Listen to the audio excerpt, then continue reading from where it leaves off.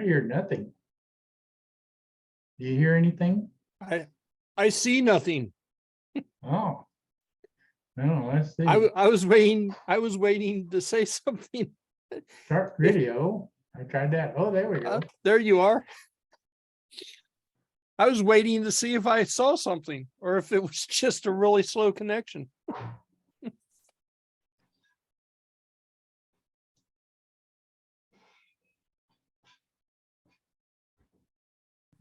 So anything new? Oh, now I don't hear anything. Rain coming. Nope. Now I hear something. In my audio, I don't hear you loud. I got a headset, so I don't know. I have to play with that.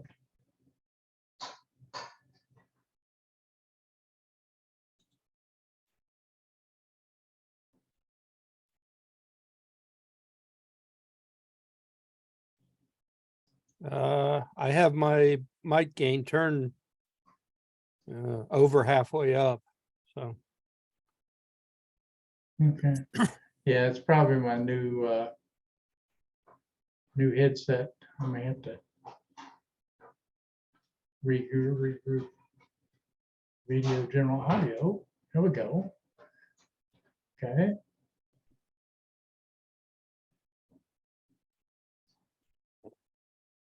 your camera's pointed down a little bit. I can see the top of your head. There you go. Is better the other way? Don't start with me. I don't know. Now you can see all of it. You turn it back the other way.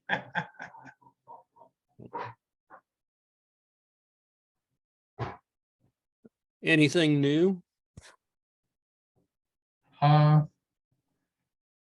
Vanguard is out of ESG, it looks like. There's an article in the news about that. Let's see, let me go over here. Oh, you know what? I need to go over here. I can adjust the audio mixer, open volume mixer, speakers, Zoom meeting. It's all the way up. Huh.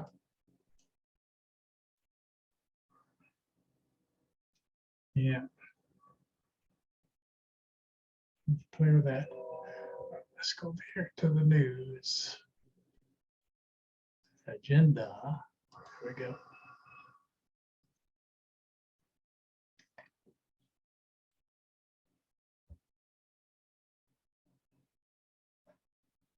Oh, why you should stop using Google Chrome today. Okay. Why should I stop using Google Chrome? It's a lot of, there's a lot of overhead with it. I think they're a little biased myself, but they say it's very inefficient. And I guess it's carrying around a lot of garbage, but I didn't see them hyping anyone else. Of course, they wanted Mozilla and some others. Yeah. Well, I've known for years that Chrome was resource intensive, and looks like Brave is starting to become resource intensive. I'm starting to have a few weird issues. Hang on just a second. Let me try my headphones. They're my headset. I'll plug them in here in a second. Maybe it'll sound better now. Can you hear me now? I can hear you. Okay. This may be the internals. It's not very powerful. Testing. Yeah, I hear you. Okay. It's just, it sounds like it's just the audio amp and the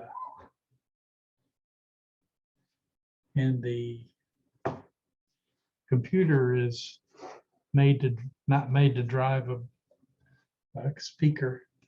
I'll have to play with the adjustments. Yeah. Some of them have a preamp. I got to find that preamp thing. Yeah. Yeah. I found a setting in Brave, in the Brave browser that I switched to probably 2 years ago. I switched. I found a setting in it that is called memory management, and it looks like it's a new setting, and it shuts tabs down that aren't being used to try to make memory more efficient. So since it's based on Chrome, and since Chrome was a memory hog, Brave is starting to become a memory hog, but they're trying to give you options to fix it yourself. All of a sudden, the audio is great. Can you hear me? I can hear you. Oh, good. So I would agree. Brave is Chrome is a memory hog. Oh, I did discover something that was important. The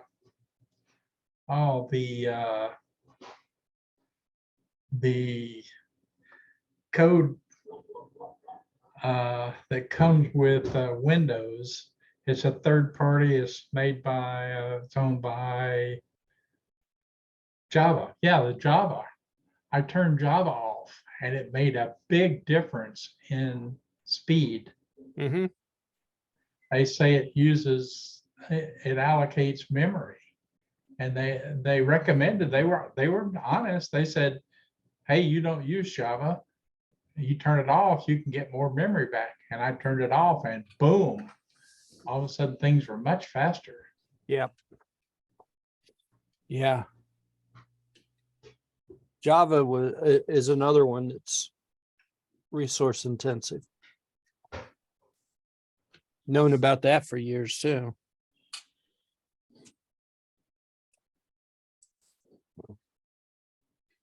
There's Art. How you doing? He's home. Because there's no place like home. Well, something like that.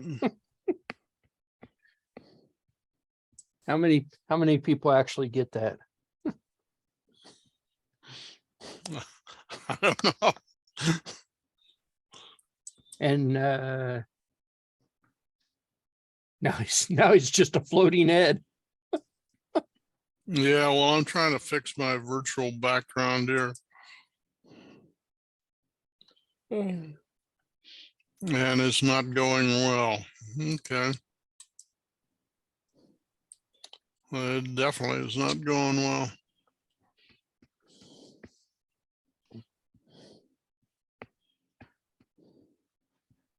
Yeah, there was I put an article in the news about the red LED and, you know, what's it good for?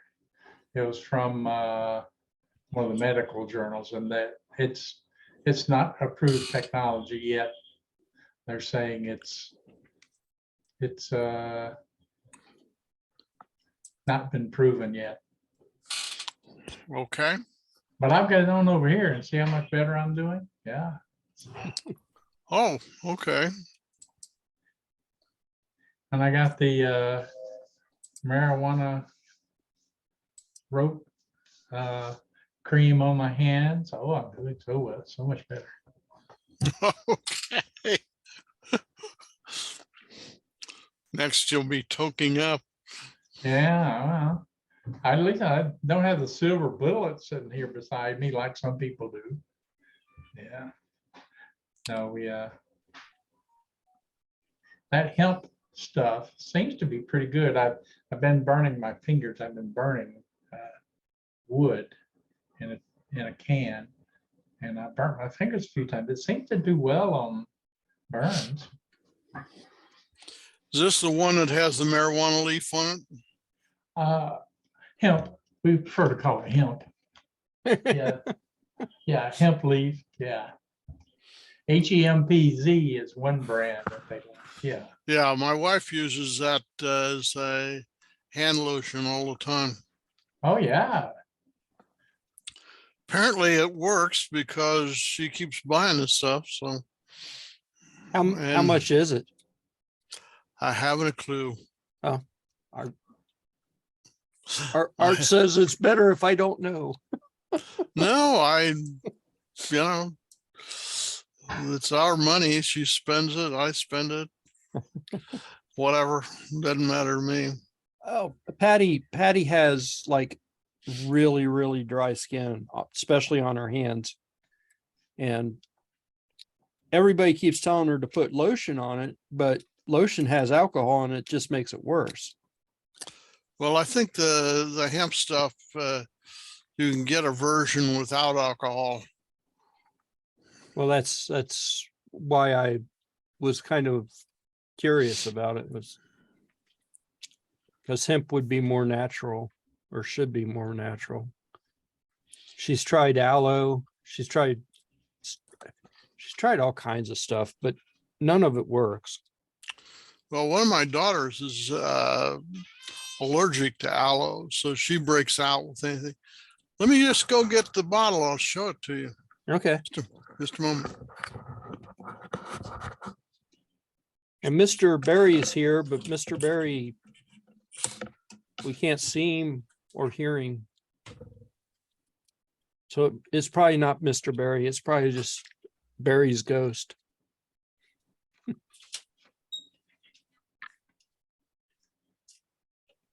Yeah, that's not going, that didn't get Barry to talk either. So next week is a real live meeting. Right. It should be. Oh, there, the ghost speaks. Ah, good look, Barry. That You're shea looking butter better. What have you stuff done? works Oh, great. that's Art. Art's looking better, yeah. Shea butter. From Jerkins. Okay. That doesn't have any alcohol in it. I have no idea if it does or not, but I've had several issues over the years, and that was the only stuff that ever worked. Okay. I will have to wait a while. She's in the shower right now, and she doesn't like being interrupted in the bathroom, as is true. She's of a probably lot in of- there smoking, she got her, yeah. I don't think so. I got a pretty strong sense of smell, and I would know that instantaneously. Besides which, she's got all kinds of respiratory problems, which, a new venue, Steve. Yeah. Is this your new job location? Yeah. Yeah. Can you hear me okay? Yep. Yep. I can hear you. I can hear you. Okay. Barry, Yes. can you hear him? Yeah, maybe. That Maybe. works.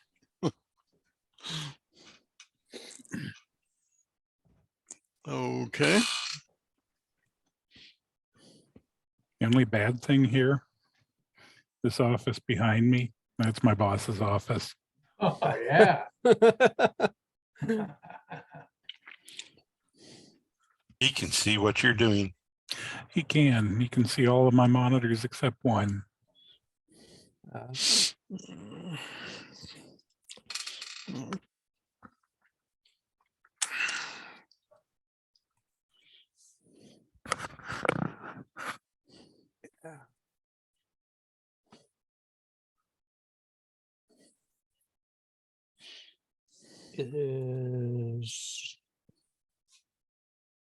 Is that the stuff? The Yes. Stuff. Yes, it is. Hemp Z. Oh, yeah. Yeah, that's what Kenny uses. Gail got me hemp heaven. Hemp So heaven. it's, Yeah.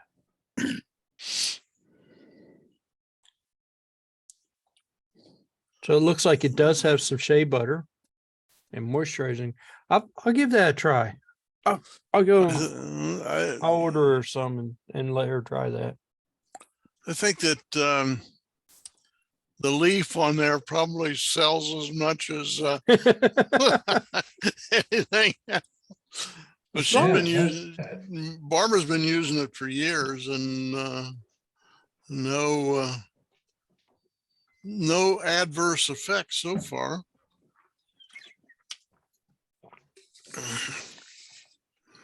Well, there's there it is. Yeah, pull it back just a little bit, Jim, so we can see the whole bottle. That's almost the same stuff. Certainly looks very much like it. Who makes it, Jim? let's see.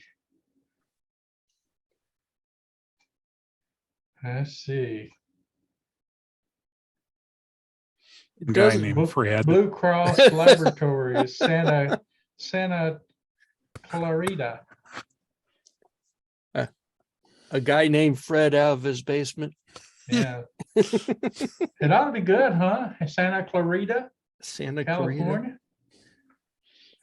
It doesn't. 100% pure natural hemp seed oil. Doesn't say anything at all about any kind of alcohol or anything. No, I don't think it has any. Water, mineral oil, glycerin, coconut oil. Yeah, I don't even try that one. I'll bring one of these into the meeting. Gail's got tons of it. Okay. Just, I don't need a whole bottle, just enough for her to try it, see if it works.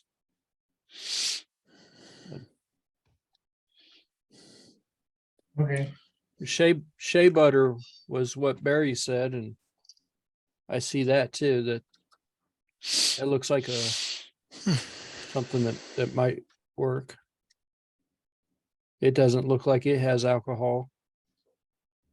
Like it's just natural whatevers. So, Well, alcohol is natural.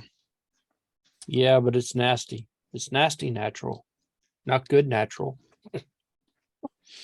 Well, if it's isopropyl, you know, it'll be worse than if it is. Natural foot pain relief. Gail brings me all kinds of stuff. Now, And Is that it's a tie? It's a tie. I don't know. I thought that was a red LED strip for a second. Put red LEDs in your tie. You'll feel better all day long. Bum, bum, bum.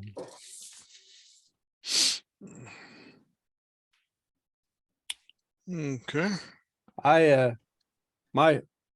This elbow gets really dry, but it doesn't bother me like Hattie's. When her hands dry out, they crack and do all kinds of nasty stuff. So anytime she puts regular lotion on it, you know, that's got the alcohol in it, it goes down into those cracks and it just burns. So she can't use it. Keep your stuff contained. So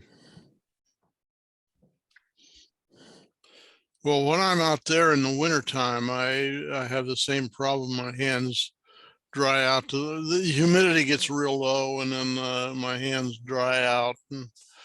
And, but hers really started. Well, it definitely got exacerbated by COVID because they were putting lotion on or that sanitizer on every 20 minutes. And I was like, you just need to stop doing that. well, that stuff specifically has alcohol in it too.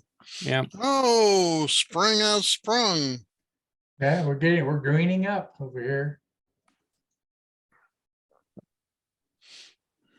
Yeah, that sanitizer did wreaked havoc on her hand.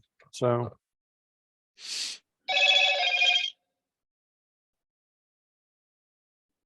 but my new radio showed up today. My new invisible radio.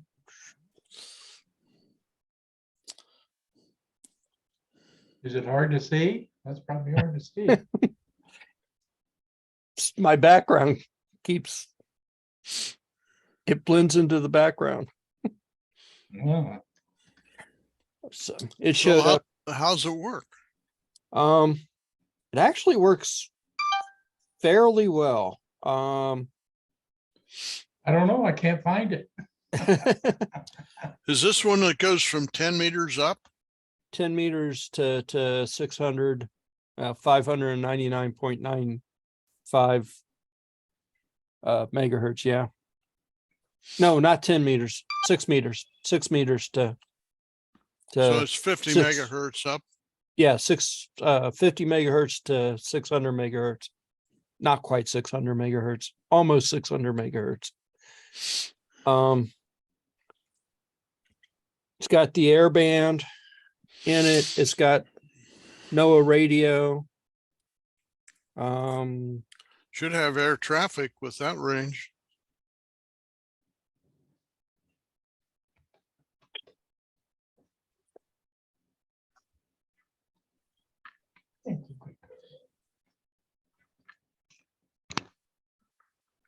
It's got FM that for some reason doesn't do quite as well as it could. It's got the two VFOs appear to at least be independent of each other. So I can have them on two different frequency sets and have both of them receiving at the same time, which is interesting for a cheap radio. Yep. It's playing to get the airband. Apparently it's using, instead of using true AM, it's using something called leading edge to do the conversion. So it doesn't sound great, but it works. It's sounds like it's slightly off frequency. It's kind of weird.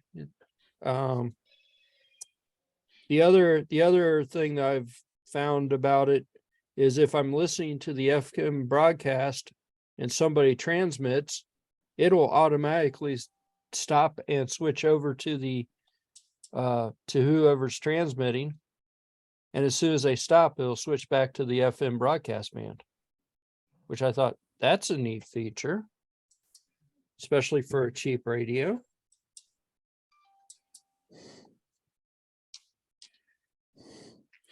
I forget how much did this cost?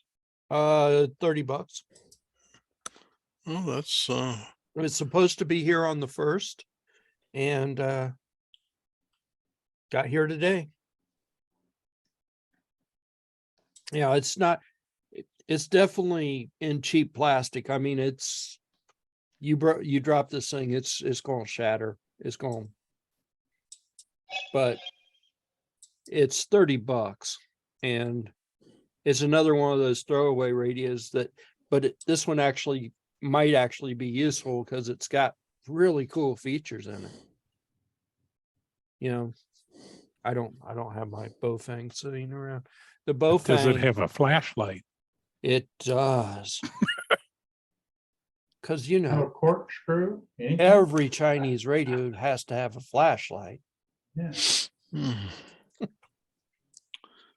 I never can tell when a bottle of wine is going to pop up. So the antenna is kind of a crappy antenna. They recommend replacing it, but when I replaced it with a halfway decent antenna, it actually seemed like it worked less well. So I put the crappy antenna back on it and it seems like it works better, which is weird to me, but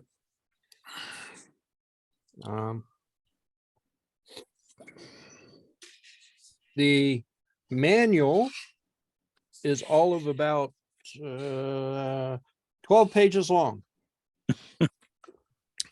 Written in Mandarin or Cantonese? It's actually halfway decent English. I've seen worse. Let's put it that way. But the print is tiny. Got to get the magnifying glass out to read it.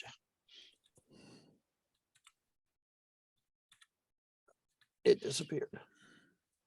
I find a lot of manuals are like that these days, where they actually print up a manual. They're apparently trying to save space, and they go to like a 0.05 font. Yeah, this font is insanely small. I mean, you've heard of small print. This is probably just a step above small print. You know, the legal small print Yeah. that nobody can read. This is probably just a step above that. But it's got some interesting features. Like if I'm reading what this thing is telling me correctly, not only can I do dual watching of 2 or 3 different bands, I can cross connect those bands and do a crossband repeat with it, which if I'm reading this right, that's an insane feature for a $30 radio. So you're talking about you receive on one channel and transmit on the other channel? Yeah. So you could do Something about that sounds vaguely suspicious. well, my $500 mobile radio can do that, but I have never seen that feature in a $30 handheld.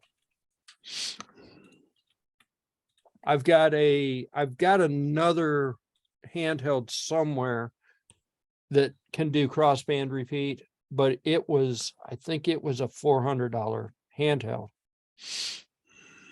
So crossband, if I'm reading what it's saying correctly, crossband repeat on a $30 radio is an insane feature.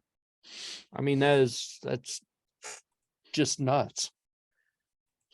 They're going to drive everybody away from buying expensive radios just for the crossband repeat. What's a radio? Do what? And what's a radio? I just took my radio out of the kitchen temporarily because we're working in there. And I said, I don't ever use it in there. I use the phone. Yeah. But you know, you have like a search and rescue party or something, you throw a few of these up on a pole that do crossband repeat, and you could go clear back, you know, pretty far on 5 watts of power. It's an interesting idea. What's the battery in it? 1600 milliamp hours at 11.5 watts, 7.2 volts. The YouTube channel that I found a good review says that it of course claims 5 watts of power, and his tests showed 4.7 watts of power. So yeah, 5 watts of power. Come with a charger? It does come with a charger. It also has, you can't see that, USB-C charging to it. The manual, of course, says USB-C charging is for emergency situations. But I don't know why you can't use it. There's the charger made out of about the cheapest plastic you could possibly get. They put all the value on the inside. Yeah, that's what I'm. Well, I mean, the Bofang, the Bofang UV5R has been the cheap radio. You know, the starting radio for ham radio for 5, 6, 7 years now. This thing's going to change that. It's $5 more than a UV5R, and it's got tons of features in it that, you know, and again, at $30, if you drop it, or if you're out, you know, and it falls in the lake and gets lost, you're not out $500 for a radio. You're out $30 and you're sad.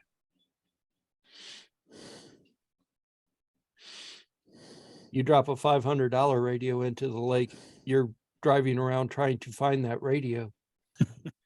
I was gonna say, you drop a $500 radio in the lake, you go in after it. You go in after it, right? You drop a $30 radio in the lake and you go, oh, if it floats for about 2 seconds, I'll grab it, but otherwise I'm sad.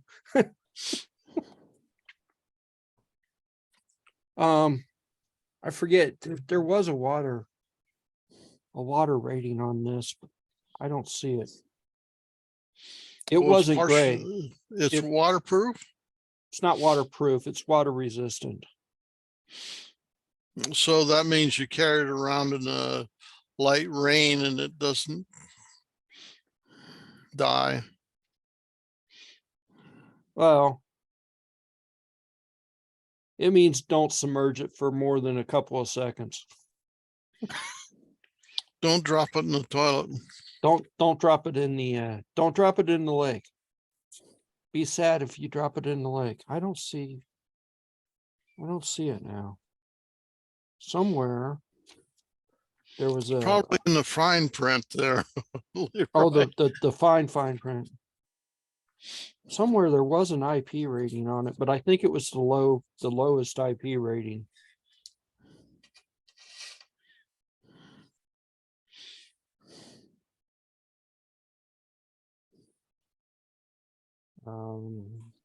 I don't see it now.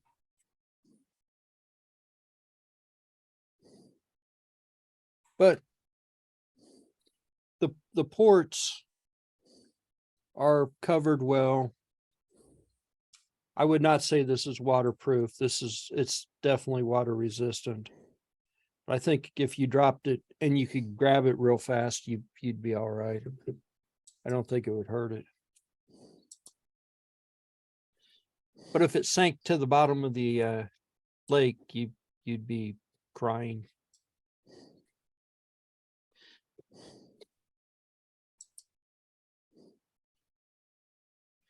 But I'm pretty, so far, I haven't really played with it yet. I haven't gotten it on a repeater or anything. I've just been listening to the air band and a couple of the fire dispatch channels.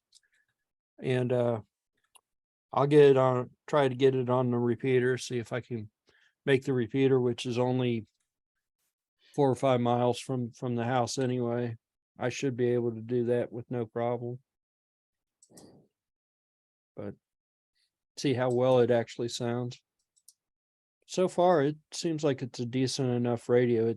I mean, it definitely feels cheap, but I think Steve's right. I think they put all the work in the firmware, and almost no work in the body. Made it as cheap as they could. Probably trying to compete with those Bowfangs.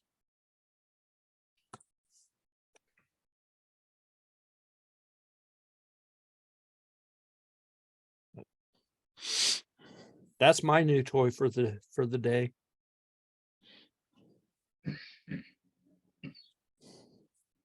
I do But like, you didn't get a tie or anything? nope.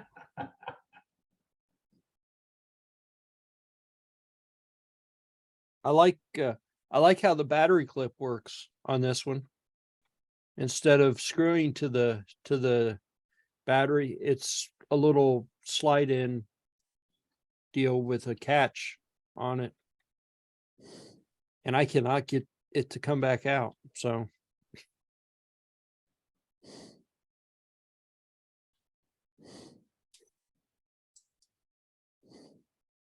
but that's my story for now.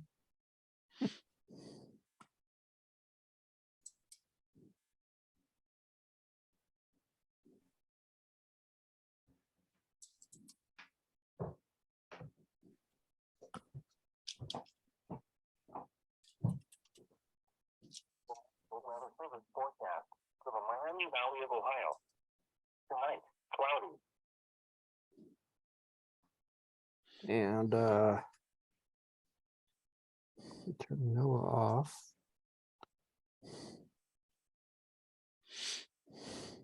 It will on either VFO A or B, you could set it up to scan in the background the weather channels, and it will alert if the test, it doesn't have same codes, but if they activate the weather thing, it will alert, which, so it's going, I think it's going to be a handy little radio to have, a handy little radio that would be, if it gets lost or put on top of the car and smashed or whatever, you're going to be sad, but you're not going to,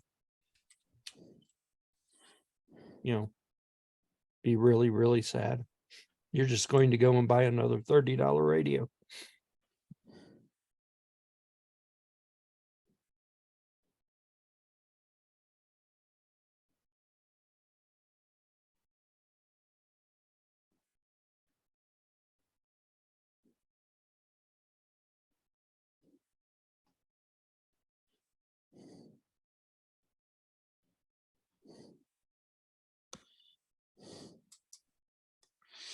Say, Jim, I got a email from the Clermont County Library today that overdrive is being phased out as of May 1st.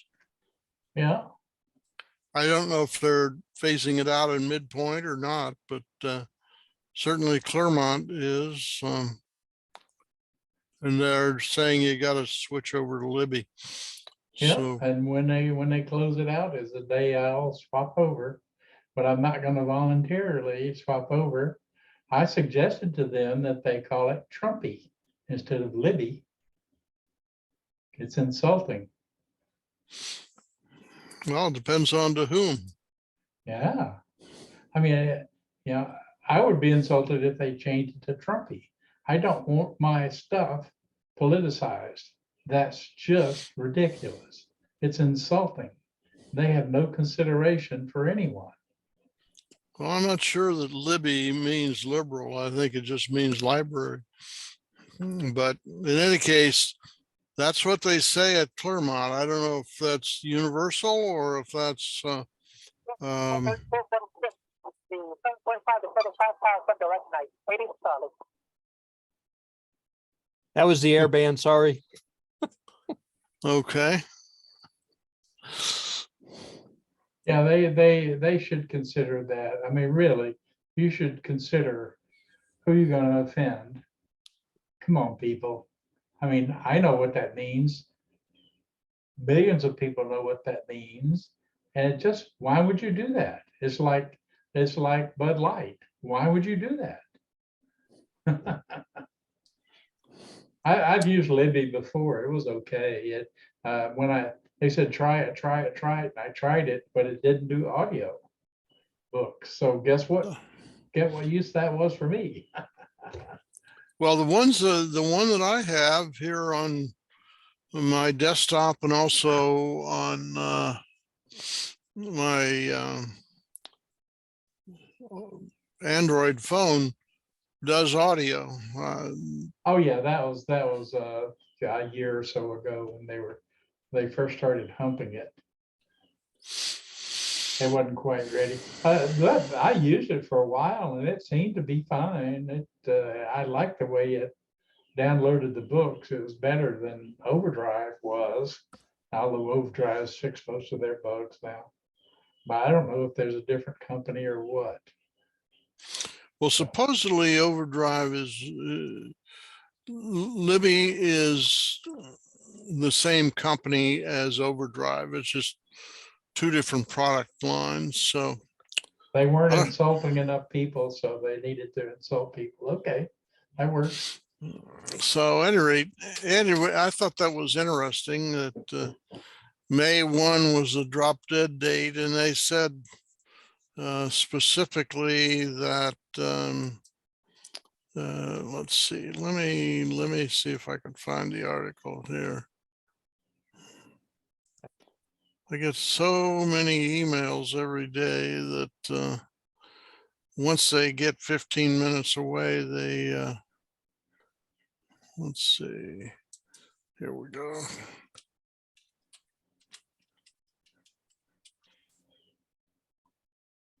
I just got a message from Vicente. He is flying to California. He couldn't take it anymore. He had to leave for California. Had to be with Art. To out go. there. Gee, we lost another one. Dang. Well, he's probably out there too with his daughter because she's going to Stanford in the fall. That would be my guess. He sent me a message the other day that his son was back in Europe, I guess, and he has met James Burton, the robot maker. I don't know. Oh, no, it disappeared. So there's a nice picture of his son in the back next to James that you can't see. And I was like, oh, that's interesting.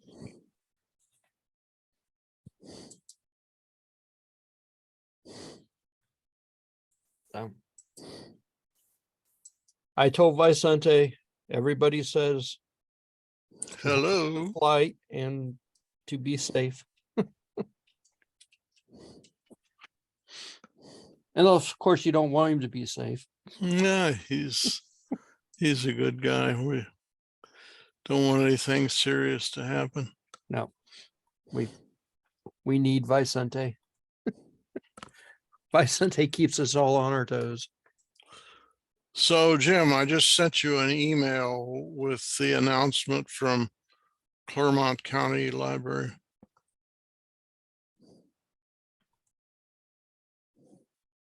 Email. Okay, I have a mail set up here. There it is. Inbox. Yeah, they've been warning me. And I load it when I have to, but I'm that way. I wonder about what's going to happen. I've never set it up, but this ebook reader has Overdrive on it. And I wonder what is going to happen. There's no way to like upgrade it. Maybe they'll release a firmware version or something that'll change. Well, have you ever gone You're online funny. with it? Have you ever gone online with it? Yeah. When I first got it, it updated, but I don't go online with it often. Kobo, who made this thing, actually emails people and tells them that updates are available. So And Have they you don't ever opened that thing? opened it. Yeah. Oh, no. It has a micro SD card in there. The firmware is on micro SD. I wondered about that actually, because this one doesn't have an SD slot anywhere on it, but it's got 16 gigs of RAM to it. So I was like, So you're saying that if you pop the case, there is in fact a socket for an SD card. Yeah, it has an SD card in it. And the firmware is on the SD card. You take that out, restart it, it does nothing.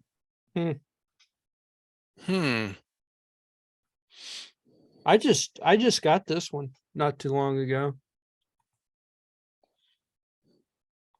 It's not a bad little ebook reader, but I don't like it's all touchscreen and it. Yeah. If this one here is my old Sony with actual physical buttons that I like a little bit better. But this one has started to develop weird memory problems. It crashes and freezes, and this one's 13 years old now. I was gonna say, it's gotta be fairly old. I don't know that they still make the Sony. No, Sony stopped making these things a long time ago. I'm surprised it's lasted as long as it has, but this has been a good ebook reader. But I know it's getting ready to die because it's got memory corruption or something. It gets to a certain point. I've got 54 pages of books, and I could get to page 47 and then it just dies and restarts itself. So there's Weird. Yeah, Yeah. I'm sure that there's a bad block in the memory or something, and I'm hitting that block every time.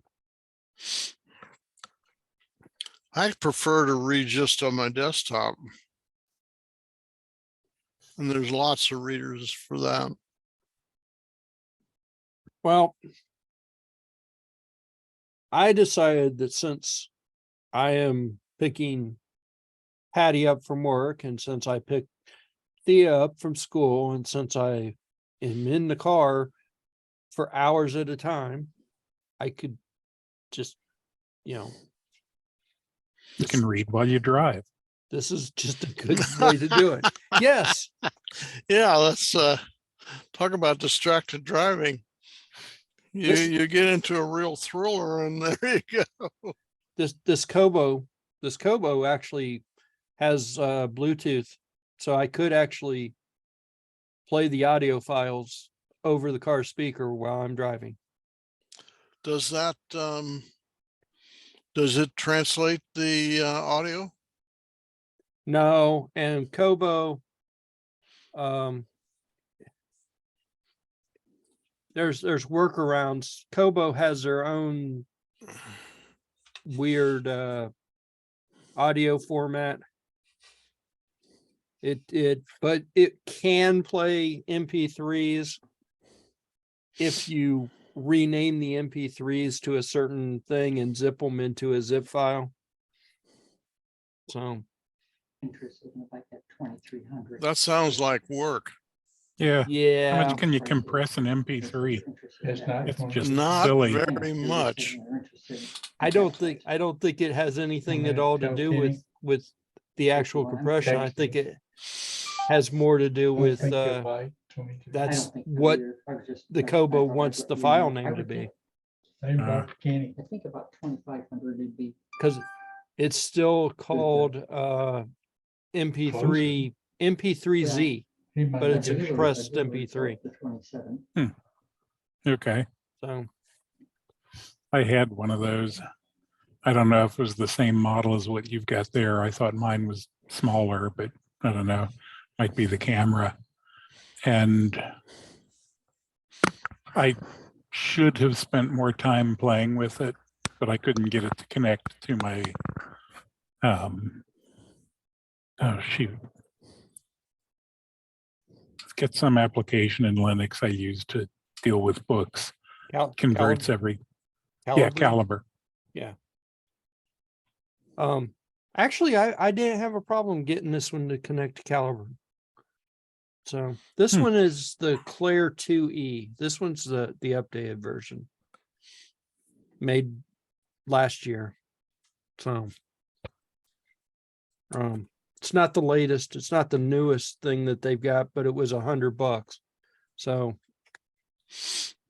that was about my tolerance of pain level for a new ebook reader. Well, you can also read on your phone. Screen's a little small. I can't read on my phone.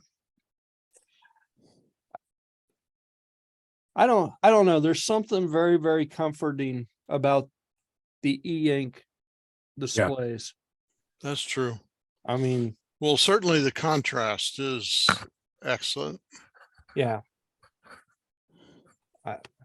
Something, this one here, the Kobo has backlighting to it, and you can turn that off.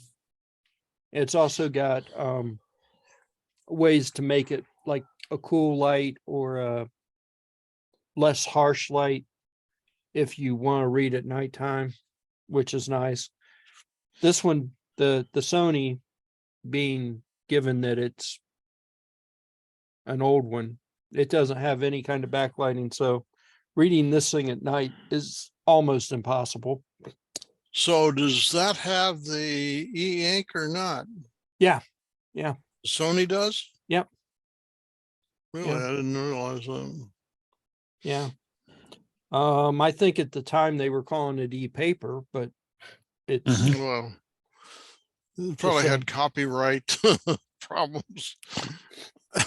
It's the same stuff. It's, you can actually, if you there's a video, if you look right across the edge, you can see the LEDs when they're on. Mhm. How they're making the supposed backlight, but it's not really a backlight, it's more like a front light. But seems to be all right. This one, the Kobo will read like 13 or 14 different formats. And the Sony, I think it would only read 6 or 7 different formats. So this, I mean, So it will read the Amazon format? no, it won't read the Amazon format, but it will read, I mean, Everything else. everything else, pretty much. So Can you just go directly to the web with that? Well, then you can read any Amazon books you have on read.amazon.com. I suppose I could. I don't use Amazon now. So not, Oh, not, you not for don't have buying any books. Amazon. No, You don't have any Amazon books? no.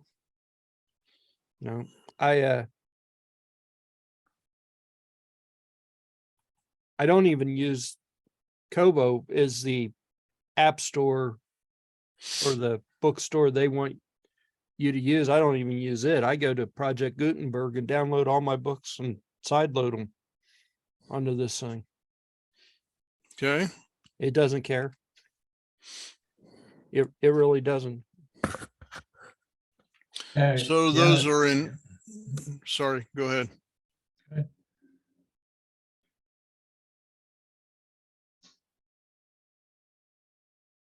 Do what, Jim? Yeah, it's just one of the libraries got hundreds of short sci-fi stories, hundreds of them. When I get tired of the library, I'll go over there and listen to short stories for a while. Yeah. Just have to keep track of where you are.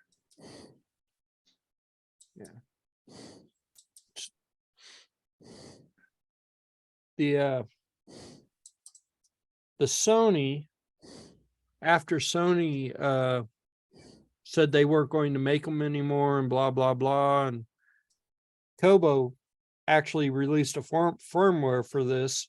So it actually went from the Google store to the Kobo store.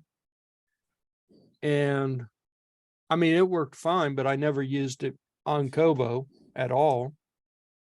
And it will take generic MP3s and play them. So I could go to LibriVox or whatever and download an MP3 and put it on the Sony. But if I do the same thing for the Kobo, I have to mess around and compress all the MP3s and do weird funky stuff, because it will play audio files, but it has to be in a format that it wants them to be in. And so I guess even though it will read like 13 different audio or different ebook formats, it won't do Amazon format and it won't do MP3s. What the heck, Kobo?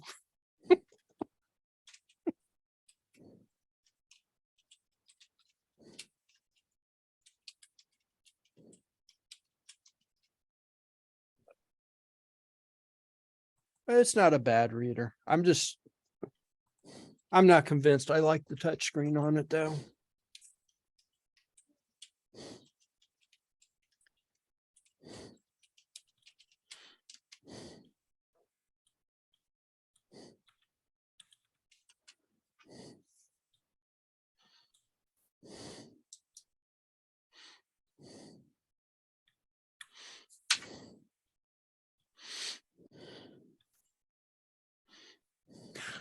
I'm trying to find it, but if you want a copy, a long time ago, there was a torrent 13,350 or something like that.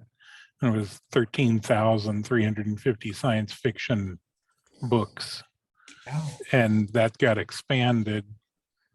There were add-ons to it, and I ended up with like 35,000 books.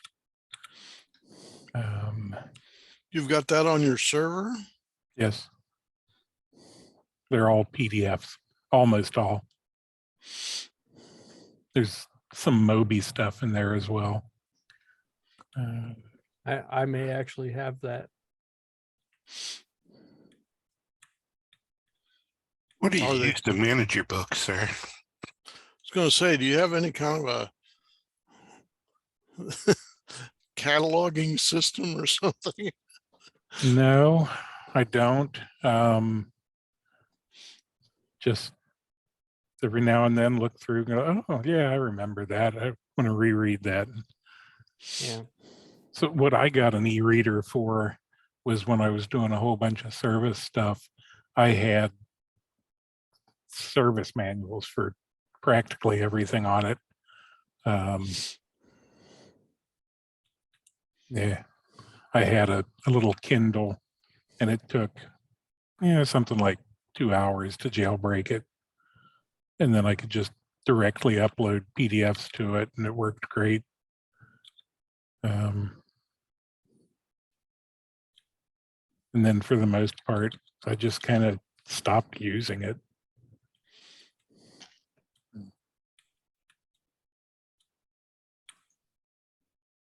Oh, shoot.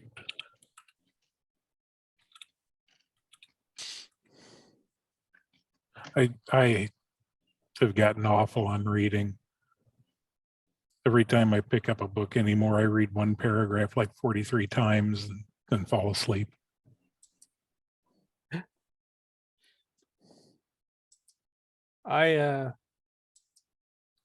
Certain authors have a tendency to put me right to sleep. and other authors, I gotta read it. What's going to happen next? What's going to happen next? Like,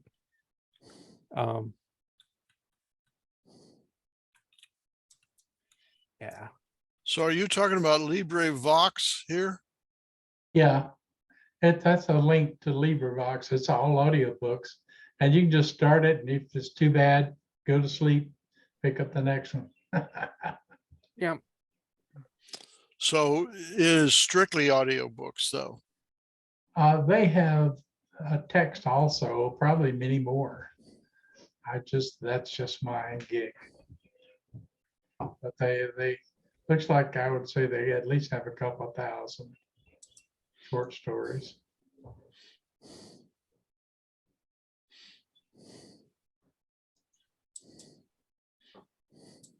And I can navigate it surprisingly on my cell phone easily. I'm surprised.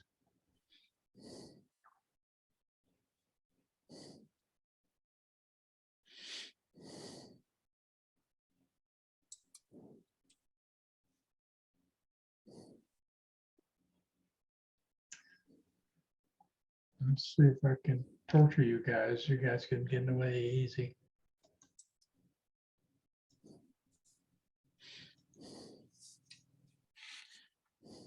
Yep. That looks like LibriVox. And each one of these is a collection. Oh, nice. Cool. A lot of the old stuff is it's pretty good stuff.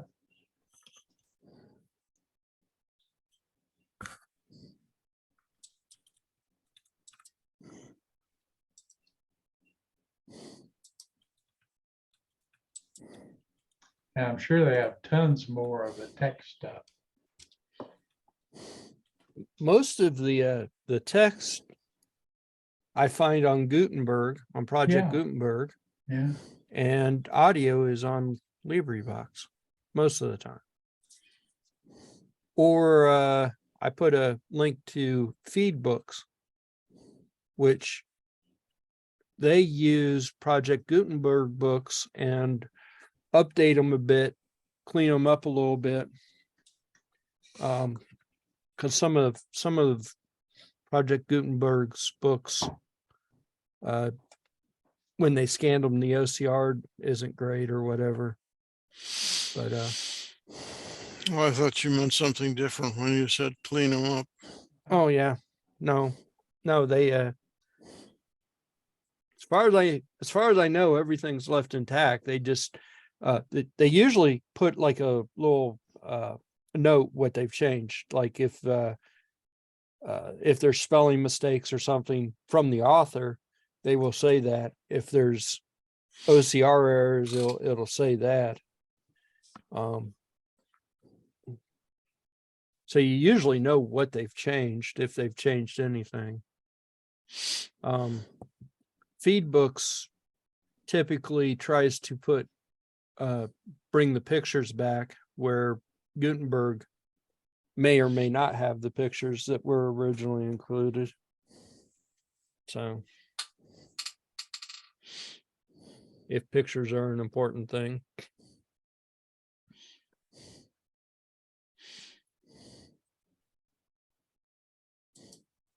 But FeedBooks and Gutenberg are probably where I get 99% of my stuff from.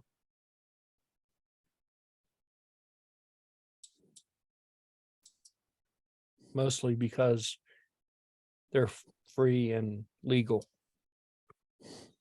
and no hassle with trying to figure out if it's actually legal to download it or not.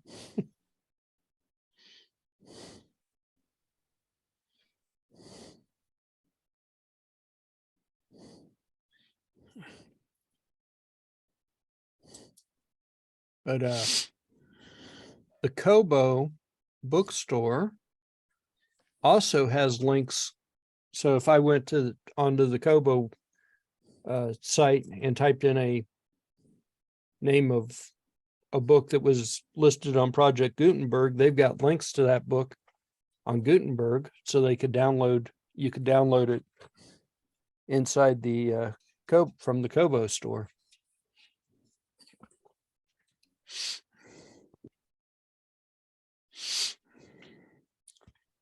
So That's KOBO. KOBO, Kobo. Kobo. I think it's just kobo.com. Yeah, kobo.com.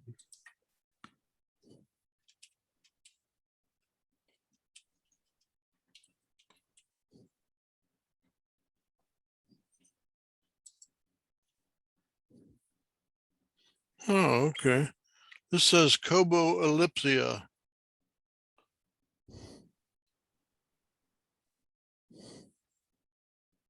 Kobo Elliptia. Yeah, if you go to the home page, upper left corner,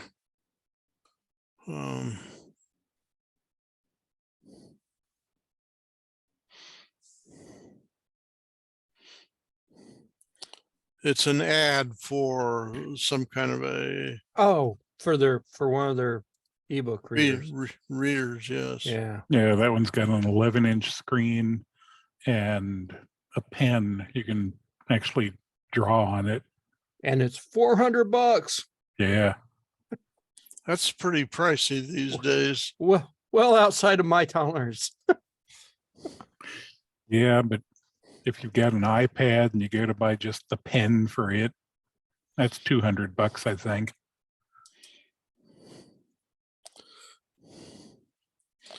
Well, you could buy a Surface. I can't buy a Surface or an iPad.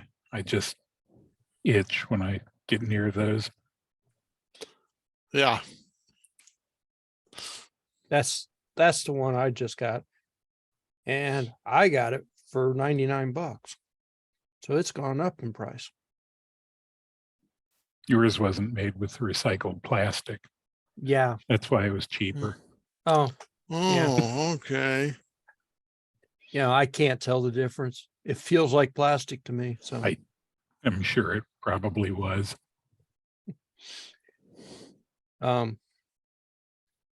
It's a decent enough ebook reader. I mean, for the price. You can actually, there's inside the menu system, there's experimental things. And if you've got a stylus, you can actually write on it. You can actually take notes on it. So it's,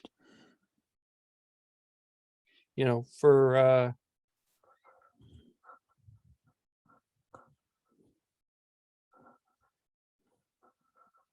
and this is a On note. all their other ones. That's when a you- note I took. Yeah, cool. And it saved it as a GIF. On all their other ones, if you click on them, it tells you how big the screen is. On the Clara 2E, it doesn't. I'm assuming it's a 7-inch screen, same It's a as s- the it's- Libra.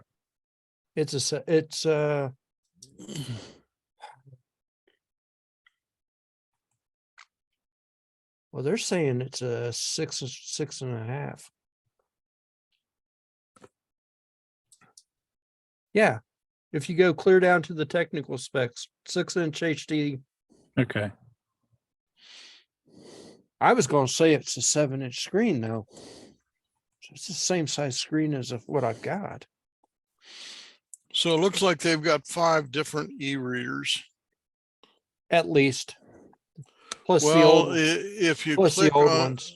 if you click on apps and e-readers, there's 5 on that page under e-readers. The most recent of which is the Kobo Ellipsia 2E, whatever that means. Hmm. And that's $400. $400. That's way above my threshold of pain. it's,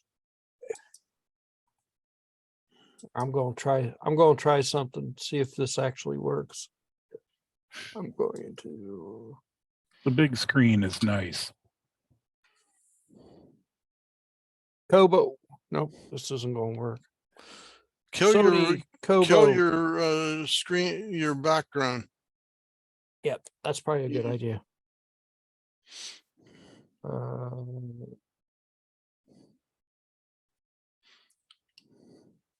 There you go. Now we can probably see it. Oh, yeah. I'm almost positive that this was supposed to be a 7-inch screen. And to me, they look like there's the same size screen. Yeah. So Pretty close. if it's a 6-inch screen, either the Sony lied to me or 6 and 7-inch screens are the same damn size.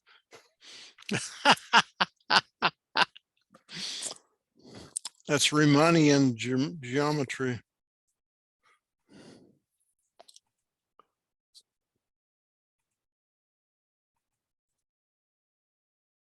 Maybe. Okay. I gotta go back to space.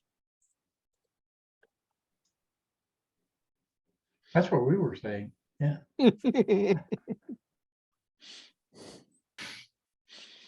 Now you got a different screen. Yeah, I figured, a little I loved change. Space 1999, but I always wondered just how many of those damn Eagles did they have? Because there was at least one per episode died. Oh, absolutely. It wouldn't be Space 1999 if at least one didn't blow up. I love Space 1999, but my biggest problem with them is it was the moon. You mean the moon that got going up to a velocity quick enough to get from planet to planet in a week? The moon that they seem to be able to stop and orbit other planets for Yeah. a little while. Yes, that moon. It was the moon. You're saying there was a plausibility issue? Big I'm time. saying that you really, really, really had to suspend belief. Like, really. I've come up with a theory, though. I think it was the second episode of Space 1999. They were on a planet and pretty much everybody died except for the doctor lady. And she was given a choice to bring everybody back or something. And it was sort of suggested that it was all in her mind. So if it's all in her mind, then everything we've seen never really happened. Never mind. I think my favorite episode was the one where they went back in time and ended up back on Earth. It was like 1635 England that they ended up in. What about the one where they crossed into a black hole and split into two different things, and one of them stayed on Earth and one of them floated around the galaxy forever? So what's Barry got up here? That is a schematic for Pong.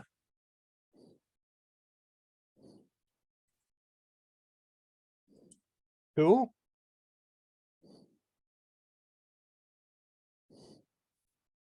Are you going to make a Pong game, Barry? I think Barry's on mute.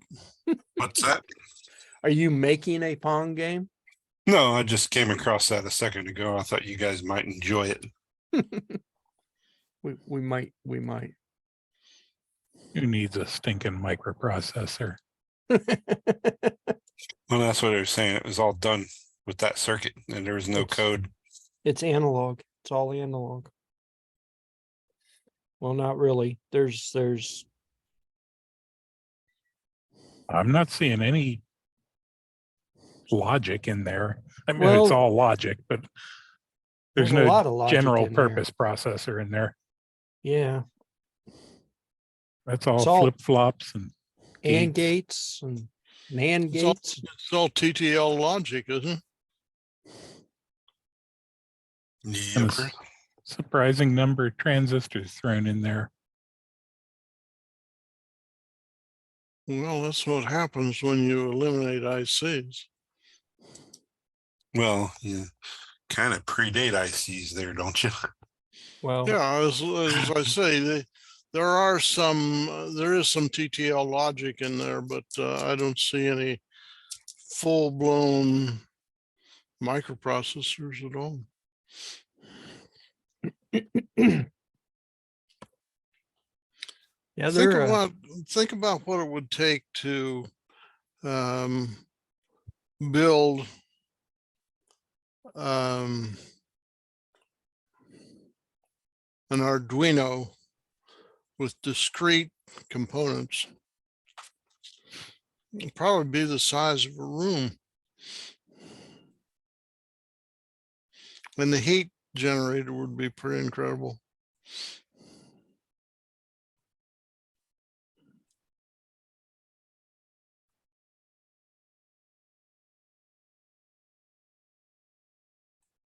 No.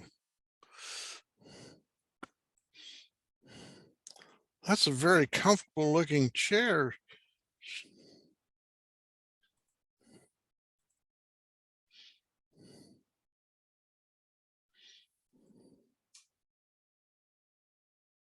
He's a big spender. Well, you got to take care of the cats. If you don't take care of the cats, they'll take care of you.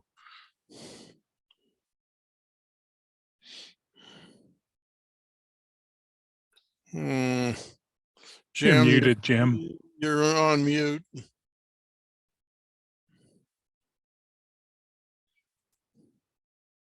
You wake up with a cat in your face and not the good end. Wait, cat's got a good end? Well, that's true.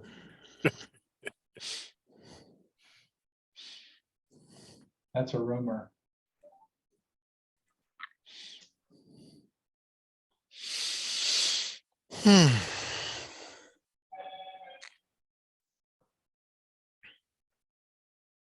Yeah, they have these massagers at the Costco. Have you guys seen those?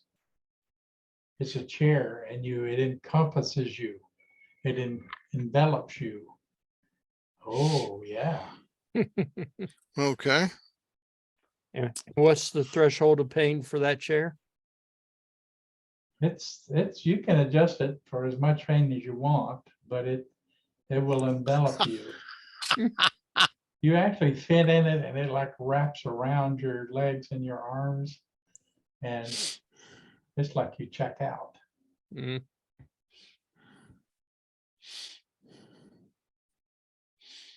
The people with bad backs like me love them. Is there any heat involved? It has heat, it has vibration, it has air pressure. It'll inflate your rear, your back, or your neck. It's got a neck massager too. And it rolls up and down your back while spinning.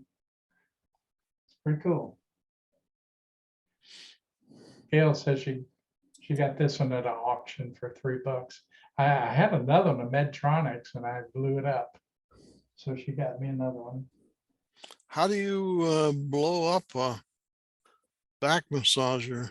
If you let it get too near your hips, it gets stuck there and it's not good. And the immovable object and the, yeah. Unstoppable force. And it jammed up. I used to have a chiropractor as a customer in Hamilton. And one of the coolest things he had was a bench with a roller underneath. It had 3 rollers around the perimeter. It was a triangle with a roller at each apex, and that moved up and down. And I'd go in there and work on something for like 10 minutes and then go lay on one of those tables for 30. Oh, yeah. It was great. Those are good. He works me over. I got the chiropractor. He works me over with that massager, and he gets your skeletal muscles. You don't think about your skeletal muscles, but there are thousands of them, obviously, because he had every one of mine in pain. And that's when I pulled out that massager and said, hey, I can help this, because it's like you're sore all over. And he reaches up, I'm laying there, and he reaches up and touched me on my back. And I go, ow. That's how he tells when he's done his job. But he's making some progress.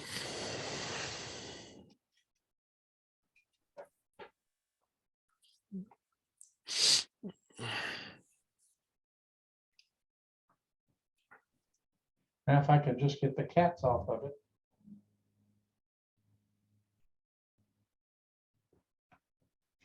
Oh, yeah.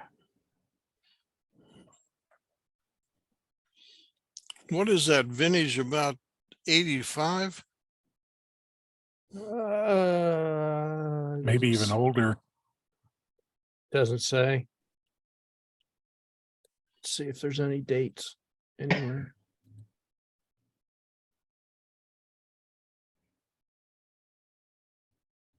I'd say it's got to be 70s.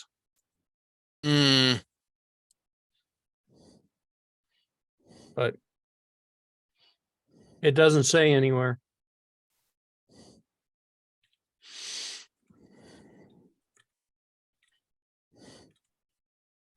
Oh, Space Invaders ought to get you busy, keep you busy. You got Space Invaders everywhere. Pong was first sold in 1972. Wow. Those were probably the versions that were in bars and restaurants and so forth. These were sold commercially, or they were sold for home use? I don't know. I just put in when was Pong first sold. Okay. So yeah, that starts out, that's an arcade game. And the fellow that invented it, Alan Acorn, you know, Barry, you kind of got a doppelganger. Barry's older than he looks. He invented Pong. That's why he knows the schematic. That one says mid-70s on it, and that one's got removable. Atari's Cartridges? home Pong console released through Sears in 1975. Yep. So that one's got removable things, and Sears was the telegames. Sears made an Atari console that was called Telegames. Yeah. So, I don't know. I don't think I knew that Sears made the Pong console too, or at least stuck their name on the Pong console.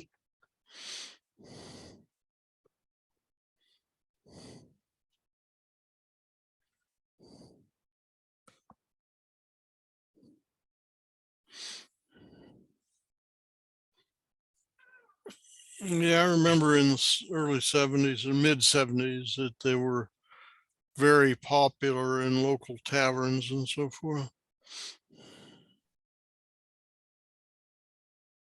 Pong's over 50 now, isn't it? Pardon? Well, Pong's over 50 now, isn't it? Well, 72, it would be. No, not quite yet. It's 45. close. It's close, yeah. I guess it depends on which version of Pong you're talking about too, right? Well, if it was 72, that's 51 years ago, I believe.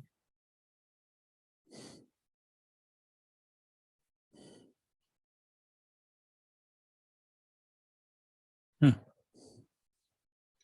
At least in decimal. I don't know what it is in hex. I'll say mom and dad got that for a Christmas or for a wedding present. Oh, Pong station. I had a Pong console. It probably was from the 80s. So it was a long square thing that had a knob on it on one side and it had a cable to another little rheostat on the other side. It definitely did not look like either one of those consoles. It looks like something else, and it was kind of a pain to hold on to because you had this long cable going off to the TV, and I'm pretty sure it took batteries, but it was an Atari. I think it was an Atari.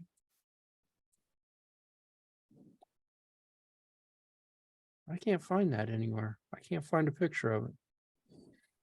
I probably got that in the 80s. That probably was a newer model.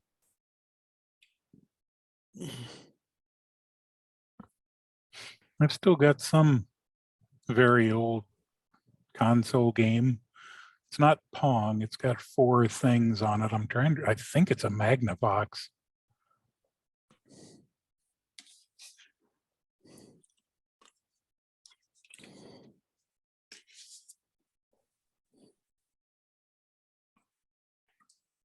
J.C. Penney apparently made one that had 4 games built into it. Looks very, very much like the Atari console. Only different.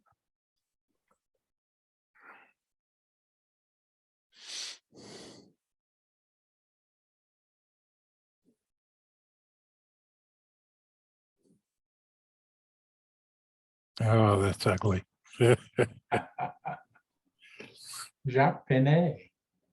Tennis, hockey, squeeze and practice. Squash. Squeeze. There's a good game for you. Let's just squeeze everybody.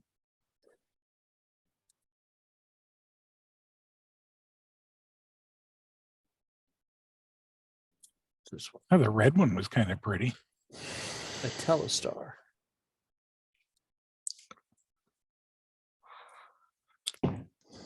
Ooh, That's in good condition. Huh.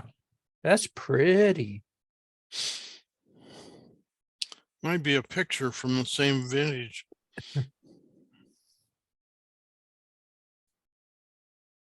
Somebody cleaned it up.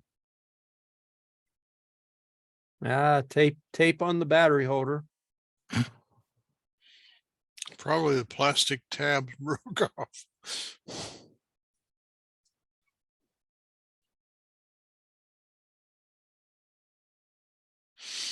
So how much pain do you have to go through to hook one of those up to a current TV? A lot. Yeah. It'd be easier just to go to Find an old TV. go to a thrift store and find an old TV. It shouldn't be that bad because you can convert that to coax. A lot of TVs still have a coax jack. You'd need a 75 ohm balun to balance it because it's probably still 300 ohms coming out of there. Yeah, it may not be so hard to convert that over. I think the problem would really be was modern TVs have a different aspect ratio. So even if you got it to work, it probably wouldn't look right.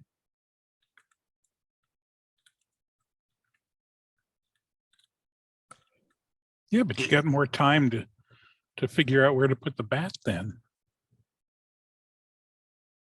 You're saying the 4K television can't downscale to 320 by 200? I think it would look really, really bad. It's pixel block. It never looked good in the first place. Nah.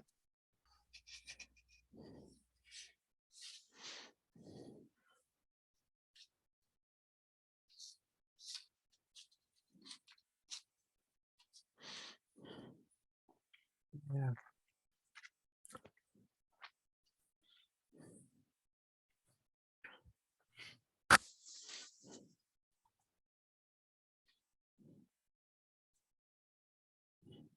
Maybe a TV from the early 2000s might work.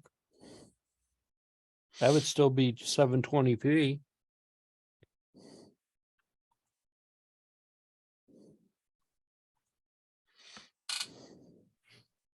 Well, luckily there's a site called Atari Age that tells you everything you need. Atari Age is a wonderful site. And they say, go buy a CRT. You'll be much happier.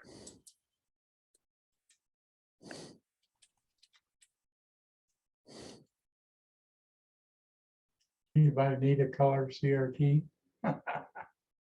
Nope.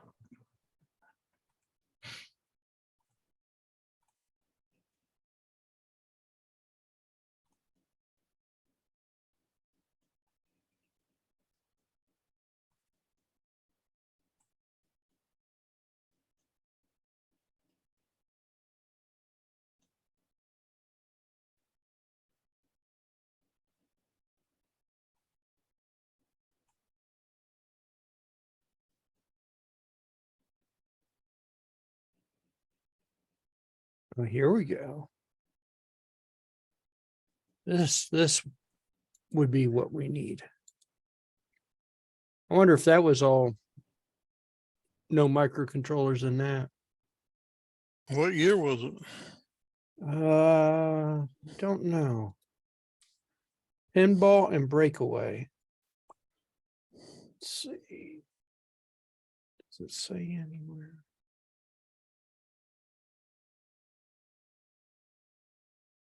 I don't see anything that says a date.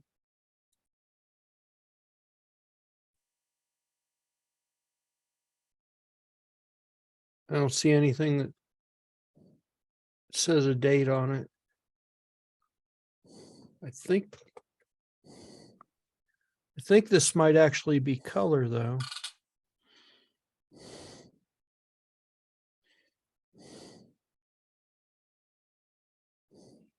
Oh yeah, I had flippers. I remember these things. There was like a pinball to it. You had flippers.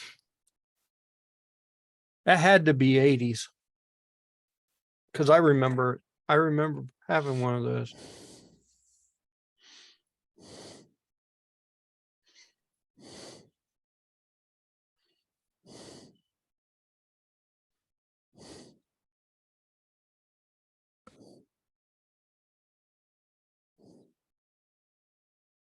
I have a Magnavox Odyssey with like 7 or 8 cartridges that I found. It still works. It's really hard to see on a modern TV, but it still works.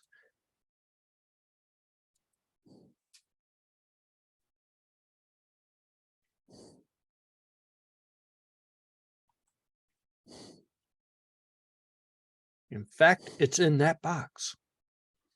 It might actually be an Odyssey too.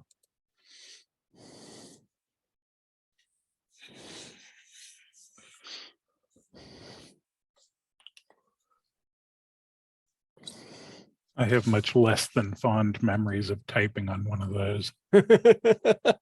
Those membrane keyboards. Yeah. Miserable. Yeah, whoever came up with that was they came up with a great torture device, didn't they? Yep. Yep.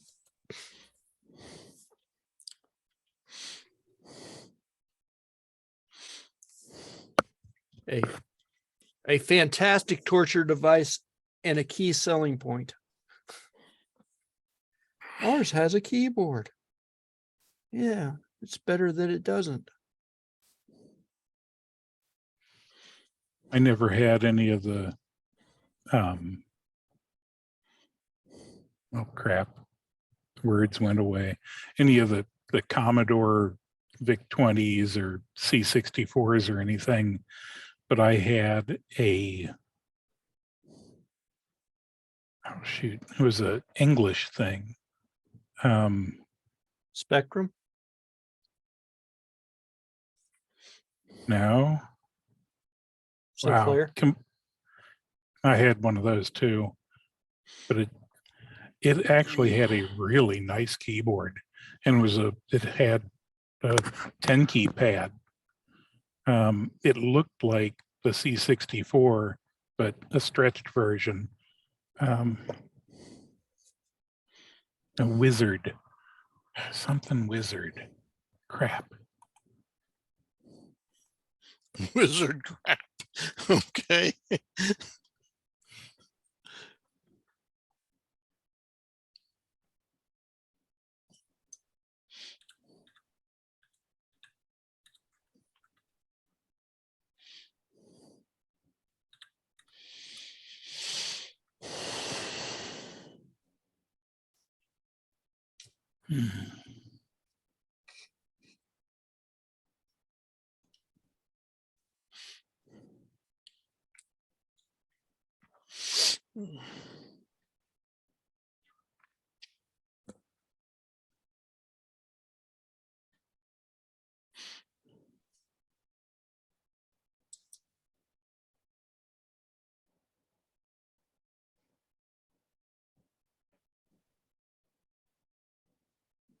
Oh, well, I've lost it.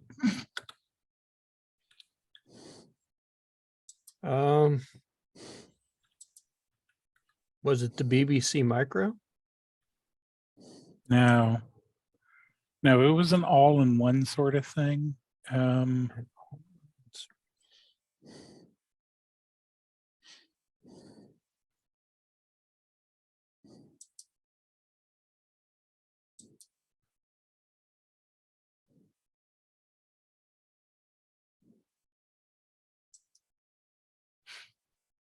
don't know. I'll remember it tonight about 3 o'clock in the morning. That's the way it always happens. Wizard of Legend, Wizard of Gun, Wizard of War, Legacy of the Wizard, Dark Wizard, Wizard. It's 2005. Wizard 1984. Lots of wizards around. So it was kind of like the Commodore PET, maybe? No, I had one of those too. I had a teacher's pet. That thing had an awful keyboard. It had was an a awful little- keyboard, little tiny was a little- thing. Yeah, a little chiclets keyboard.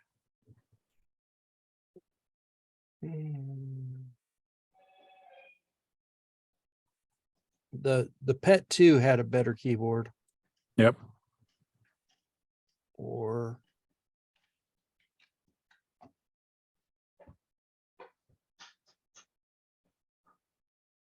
Wonder Wizard console.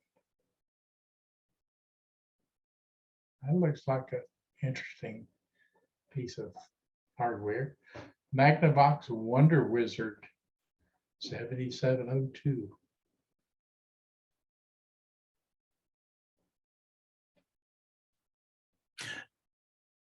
Exody Sorcerer wasn't a wizard. It was a sorcerer.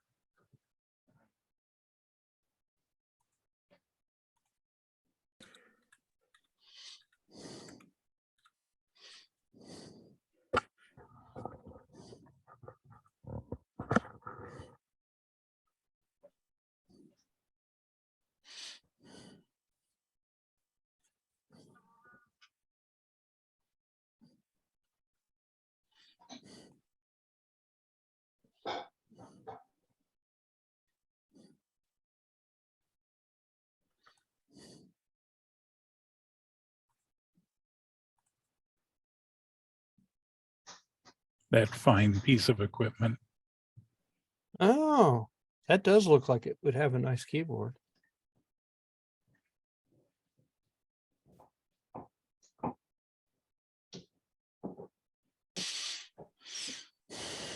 No membrane keyboard. No, it was a decent mechanical keyboard. It almost looks like a IBM typewriter keyboard. Yeah. Yeah, those keys had a really deep dish on the top of them. They were nice. I didn't have this fancy display and stuff. I just had this thing hooked up to a TV.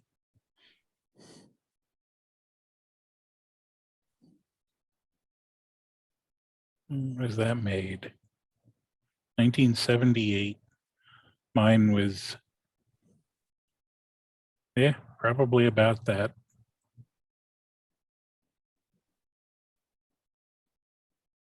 It would run CPM very gracefully. And it was Z80.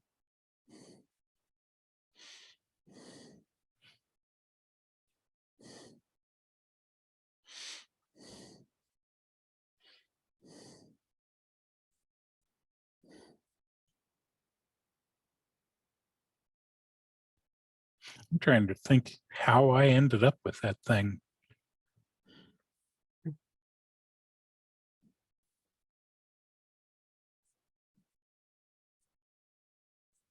don't know, but I had about 6 cartridges for it.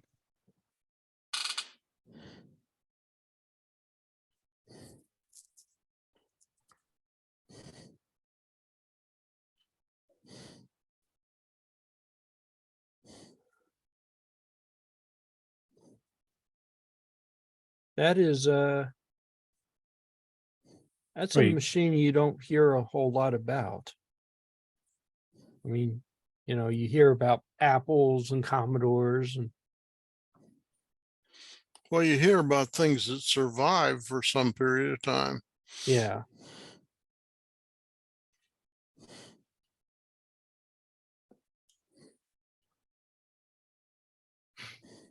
Are you seeing my web page? Or are you seeing a screen with a bunch of OID information?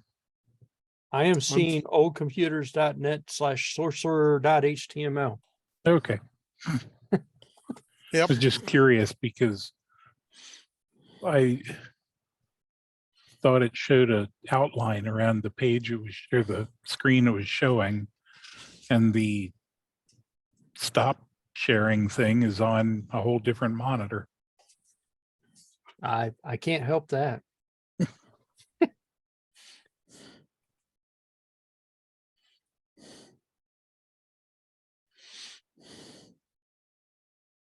Yeah, I'm actually finding quite a few sites about that machine, like in German or Dutch.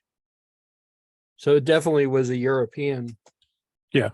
More of a European thing than an American thing. So how did you end up with it? I don't remember, honestly. I know I paid for it, not $800 or $900. I think I got it in 1981. I was still in high school. And I think I paid about $250 for it.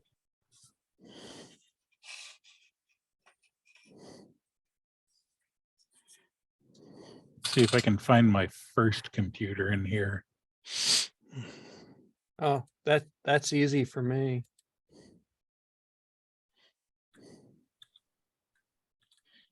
Actually, my first computer is still sitting in the closet. Only it's not my first. It's like my first computer. That's my first computer. TI-99, I had one of those. I still have it in the garage. Yep. I've still got one in the sitting in the closet. that was a Christmas present because I said I wanted a computer and mom and dad said, okay, we got $50 and TI was going out of business at the time. And they were able to get almost everything that TI ever made for the $50.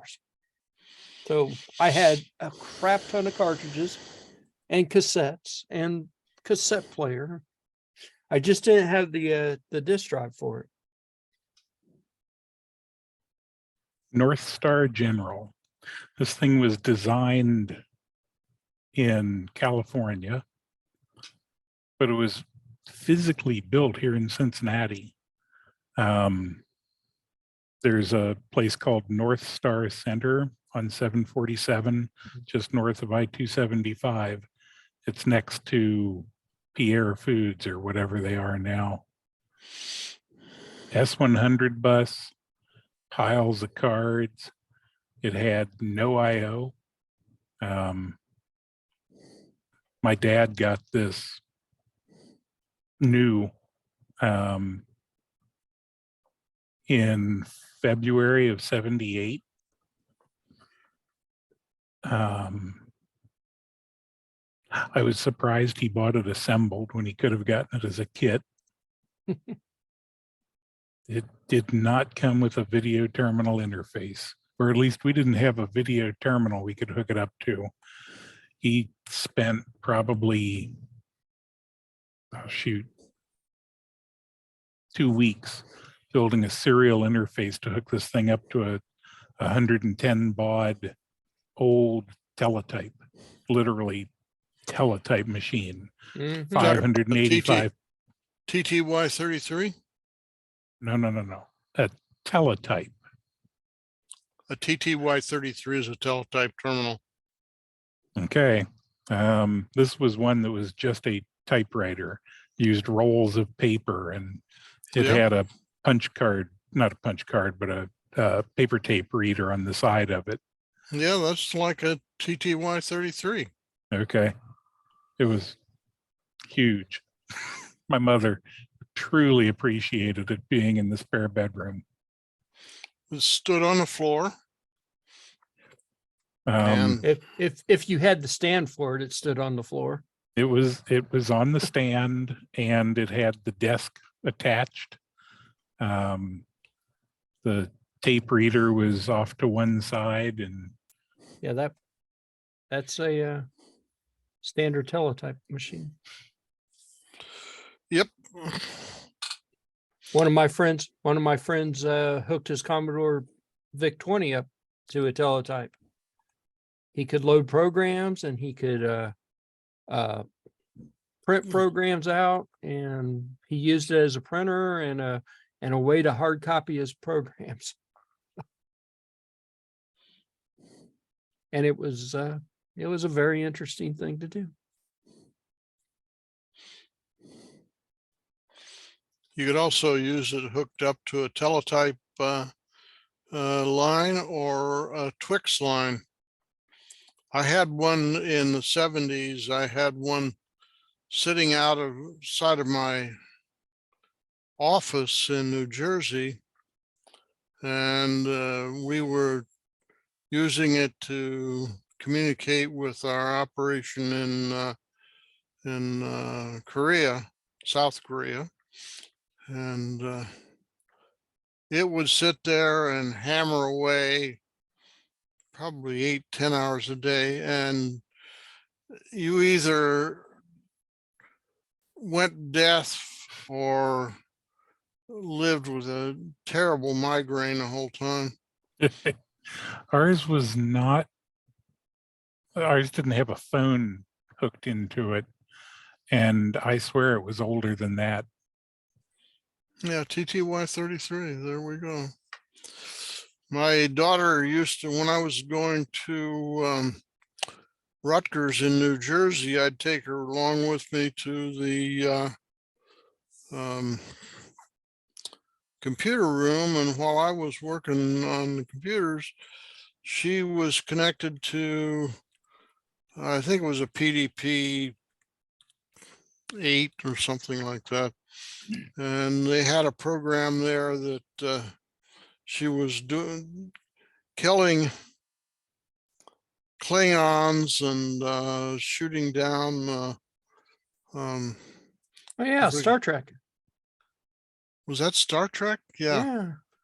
Yeah, she was banging away, and it gave, I will say this, she had to essentially do vectors. She had to figure out where things were relative to each other in this coordinate system.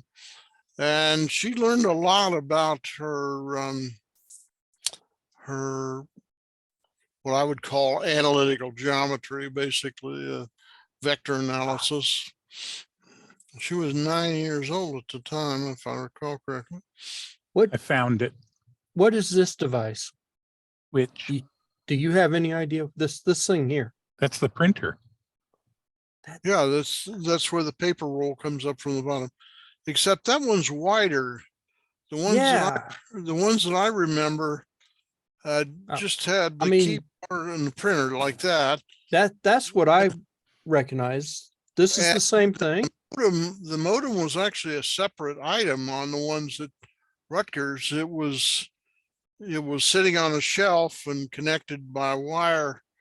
The paper tape and the printer were like that, but then the modem, You're you didn't have a dial pad on the or dial up on the machine. You had Here. something. yours was more like that. Without the Yeah, modem. and the modem was actually one of these that you dialed up the phone number and then set the Oh, the acoustics. Acoustic coupler. Yeah, the yeah, acoustic. it was an acoustic coupler, and it was Okay, so you're a those little, things. Those are noisy. yeah, They were noisy as hell. you're a little too far advanced in the future there. Here's what we had. Oh, Yeah, wow, that is an old one. yeah, this I is what don't- newspaper offices had before computers. It didn't hook to a computer. This was a strictly teletype. It could also read Morse code. You had a switch on it to flip between whether it was listening to baudot or Morse code. And it just typed out what somebody was typing in somewhere else. Yeah. Wow. Well, the one that I had in my office in New Jersey would connect either to a Twix line or a teletype. I don't know. Remember, one was Western Union, one was AT&T.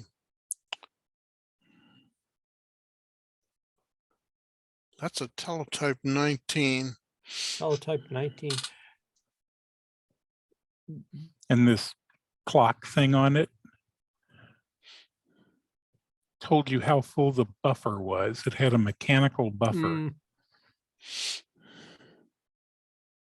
There was at one of the maker fairs, I think in Dayton, there was a guy that he was doing old teletype stuff, but I think it was probably even older than that. It was all mechanical, every bit of Yeah. it. Yep, including that buffer. It had a drum that would turn, and it basically pushed little pins into it and then would roll the drum back. Yeah. Well, that So it's like a player TTY 30, piano. Almost, yeah. that TTY 33 was the one that my friend had hooked into his VIC 20. I always got a kick out of that because I was like, old school meets new school. Of course, now it's all old school. I don't say.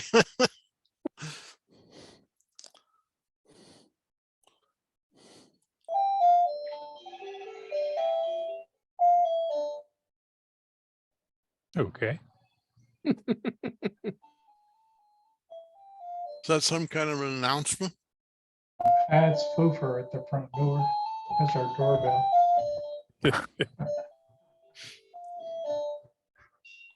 I saw my first computer porn off of that thing. It came with piles and piles of paper tapes. We Hey, got it kid. from a friend that lived in Ross, and one of them, it printed out about 5 feet long, and it was a 1950s Playboy model done in ASCII art. No, this is Foofer. Hey, Foofer.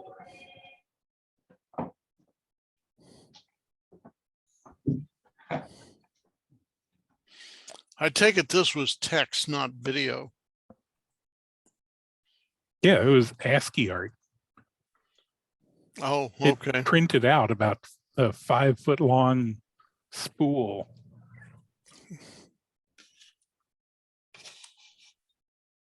There you go. Acoustic cuff brush.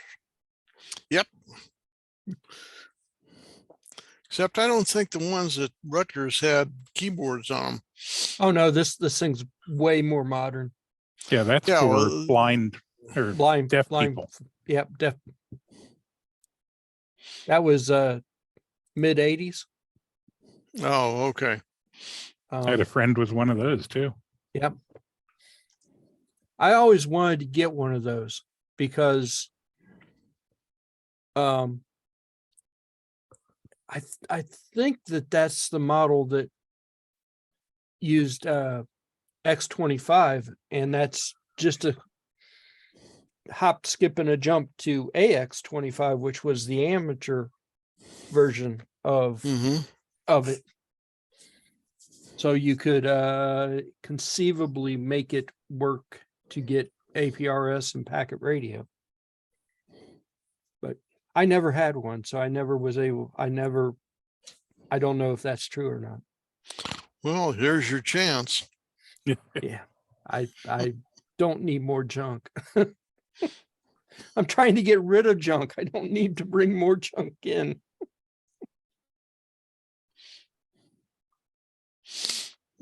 It's called getting better junk. Getting better junk. I need better Upgrading junk. your junk. Too much junk. Next week is live, right? Oh, we're down to a minute. Yes, we are live next week. And Yay. we will have a box full of Arduino parts, speaking of stuff that needs to be gotten rid of. Yeah. That if you guys don't want to take the stuff, then it will go to the Hamvention and I will sell it for whatever I can get out of it. But I will give you guys first choice of it if you want Arduino stuff. When's the Hamvention? Hamvention is 3 weeks. March, end of March, End of May. May. Different. I'm a whole month wrong. Whole 3 weeks and 14 hours In Xenia, Ohio. in Xenia, Ohio. So, but I will have a box full of Arduino parts if anybody wants some Arduino parts, and if not, they're going to go to the Hamvention and they're going to go away. One way or another, they're going to go away. So, Oh, bummer. So May 20th? 19th, 20th, 21st, yeah. Cool. So, all right. It is 7:01. Take care. So we will Hi, Have a Talk good to y'all one. later. see everybody See next you week. next week.